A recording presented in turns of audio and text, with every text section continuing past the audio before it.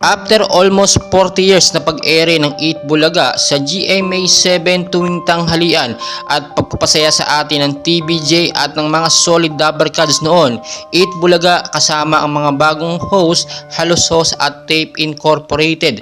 Mamamaalam na nga po, hanggang July 31 na nga lang daw po sila ayon sa report at ito na po ang pinaka last air nila sa GMA7. Matapos nga po ang pagbagsak ng ratings at hindi na po makaahon sa mga advertiser at mga sponsor, ngayon po ay wala na pong paraan or wala na pong ibang way para magtuloy pa ang EB or ang Eat Bulaga kasama ang mga bagong host. Kung hindi po ito magre-rebrand ay magsasara po ito sa loob lamang ng ilang mga araw or ilang linggo at ini-expect po natin hanggang katapusan na nga lang po sila ng July. Bakit kasi po ganito ang nangyari?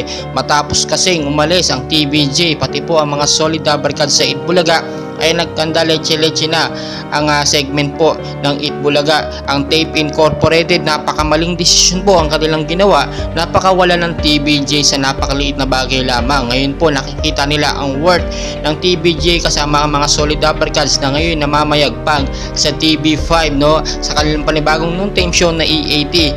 Ngayon po guys, nakita natin at talagang na very obvious naman kapag tanghalian every 12 noon no, nakikita po natin wala pong masyadong nanonood dito nga po sa Eat Bulaga kasama ang mga bagong host.